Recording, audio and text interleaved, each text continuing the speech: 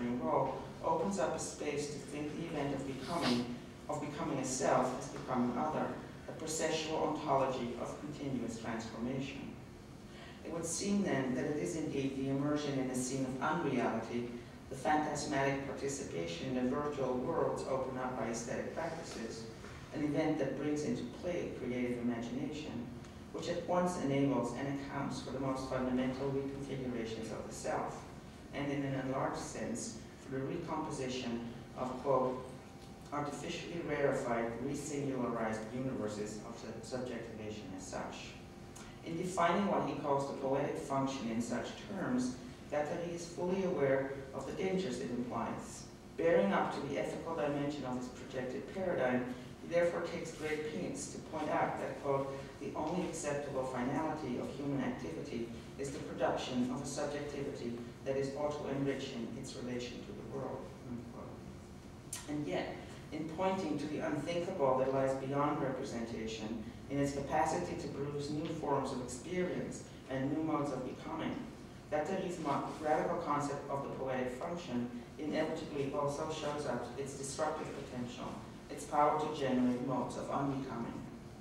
Rather than covering up or denying this disorganizing potential by insisting on art's civilizing force, we should acknowledge that the aesthetic draws us to the sublime, and that fascination with a non-human beauty whose power has something to do with its indifference to the human.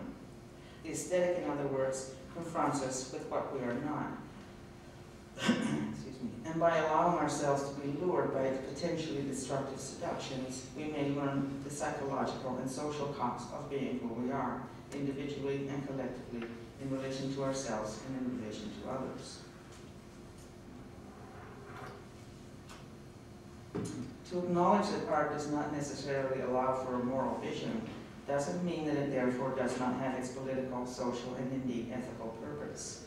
By confronting us with transgressive desires and forbidden knowledge, the aesthetic may help us to own up to the immorality of our own ignorance, as it has, for example, come probably to the surface with the corporatization of higher education since the 1980s. That the effects of such alternative modes of knowing need not always be socially or ethically beneficial doesn't preclude its operations, and thus does not release us from the task of taking it seriously. In the end, I think that our task is to take art and the aesthetic seriously, and to know that they come without the humanitarian guarantees of identity, quantifiable knowledge, and test scores that currently smother them. Guattari grapples with the ethical implications of aesthetic creation by, on the one hand, rejecting, quote, the Pascalian distinction between the mathematical and the intuitive mind, end quote, regarding these two types of understanding, the conceptual and the affective or perceptive, respectively, as entirely complementary. And yet, on the other hand, suggesting that there is, quote, a kind of relationship of uncertainty between the apprehension, la saisie, of the object and the apprehension of the subject.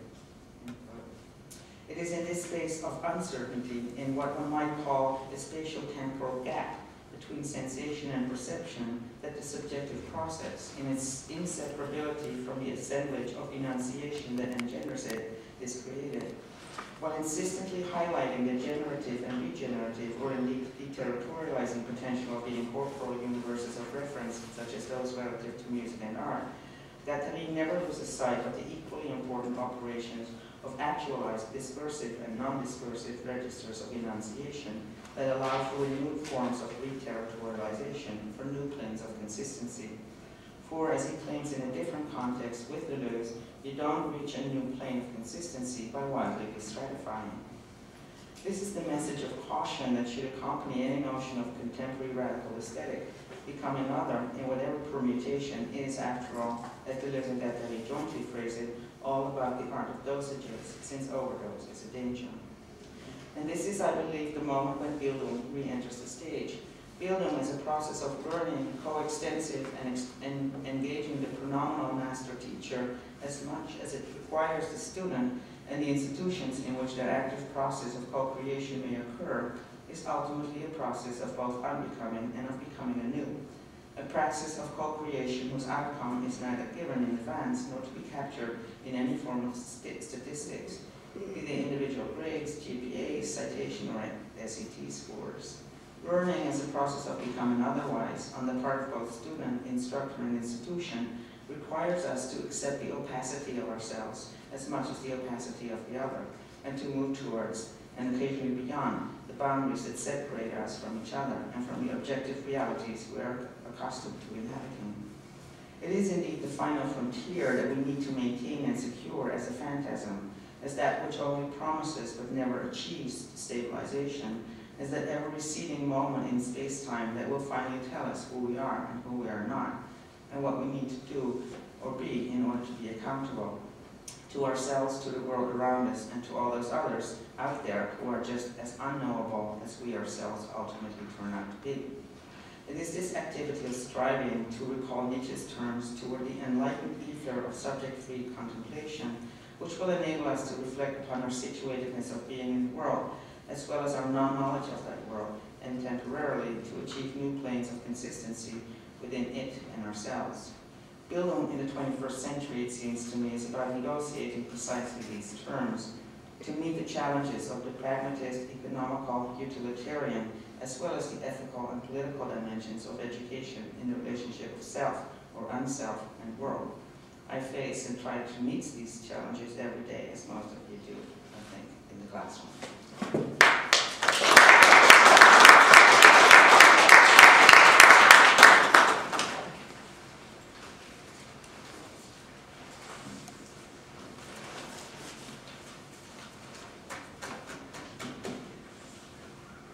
No questions? It's hard to respond to you. Pardon me? That was lovely. Thank you. That's probably better than questions at this point. Thank you very much. Well, can I just ask one yeah, issue sure. about your use of the ethical? And, you know, I mean, locating it in osmosis, or osmosis, you don't think of the ethical in terms of precept. And you think between experience and, I guess, self-formation in your discussion. Could you clarify, just talk a little bit about what you mean by the ethical in the way that you employ it or deploy it? Well, the way I kind of, it's kind of the way I kind of defined it in the opening paragraph is, and I can repeat this because it will actually clarify what I had to say. Or is it the second one? Let me see where it is. The ethical as, or ethics, the kind of ethics as a praxis, right? I mean, I'm not talking about like some kind of lofty abstract. Yeah. As a praxis, I conceive of ethics as an activity or an actualization of possibilities, a process of formulation and self-questioning that continually rearticulates boundaries, norms, selves, and others. I mean, there's nothing static about the way in which I think ethics, because I think then we indeed end up with, you know, the bad, the negative Bildung, which basically means a restabilization and confining to whatever, you know, would be possible in, we call perhaps neo-Bildung. Yeah. So if there's an imperative, you should say in that state of possibility and undecidability. That's what you should do. Yes, I mean, what I'm saying is it's a phantasm to actually reach that point that you actually achieve what, this is what I want. I mean, but we need that kind of, and that's why I use the notion of the frontier as a metaphor, because it's a phantasmatic horizon that nonetheless does work. Let me clarify? Okay. Thanks. Now I have a question. Now you have a question. Could you maybe then say something about sort of the openness of this ethics and stability of institutional structures and how those two things can or cannot work together? That's a difficult one, but I mean, what I was trying to do in the last couple of paragraphs was try to kind of, how can you think about Bildung as both a kind of de-stratifying process within bounds, because we need those bounds. I mean, I think your paper made that pretty clear. You know, you can't say, oh, we'll do this, and then, you know, everything will open up, because there are social realities and the pragmatics of education as much as there are, you know, the lofty dreams that we all had probably when we entered this profession.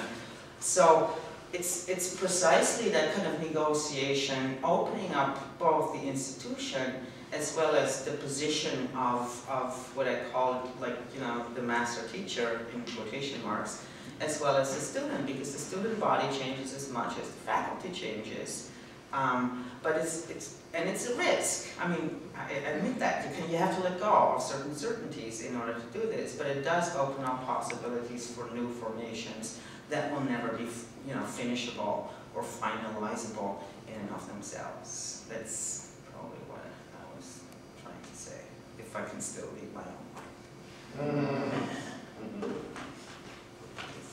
And I'm just wondering, you know, throughout this presentation, if it also implies any particular needs in terms of formulating a canon or non-canon? I have a very